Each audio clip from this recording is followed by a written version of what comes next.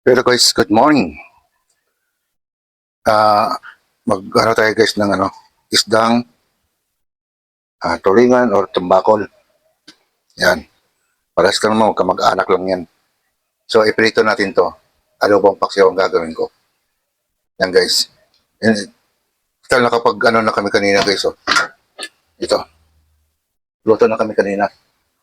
Yung ampalaya. Bilisang ampalaya yan. So, dadagdagan ko lang siya ng isda kasi mas masarap kainin.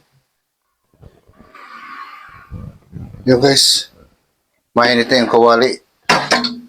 So,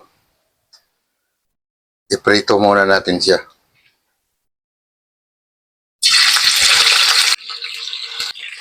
Sa adobong paksiw.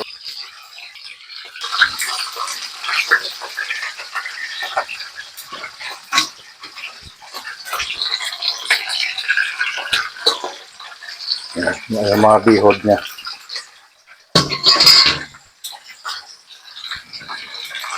Guys, maya baliktad rin natin yan.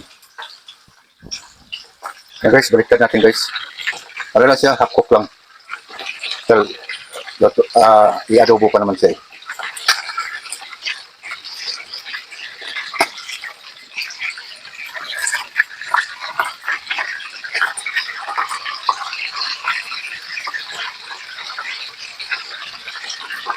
Yan, tapos mag-ready na ako ng mga panglikado na. Yan na guys. I-ahon na natin guys.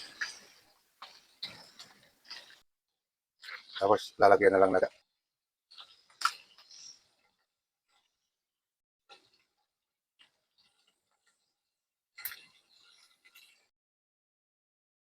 Ayan na guys.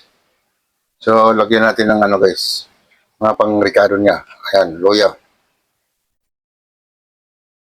O, sibuyas. Yan. Tapos, bawang. O, yung siling pula. Siling green. Kaso, ang lalaki ng siling green yun. Tapos, titimplahan natin yan guys. Lagyan natin siya ng paminta.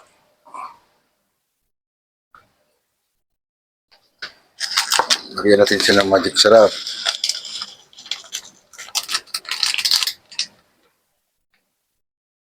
Siyempre, para bumago guys, lagyan natin ng kahit mga 2 dahong laurel. Tapos, lagyan natin guys ng toyo. Tapos, lagyan natin siya ng suka.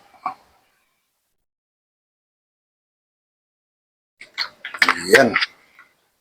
Tapos, siyempre, lagyan natin ng tubig. Dagdagan natin ng konti.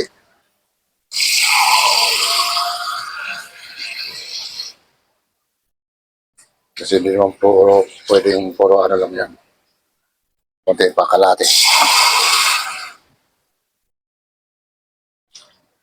Yan. Ganyan ako mag-adobo. So, bubuksan na natin. Yan. Then, mga 5 minutes. Pwede na yan. Na guys. Buksan na natin guys.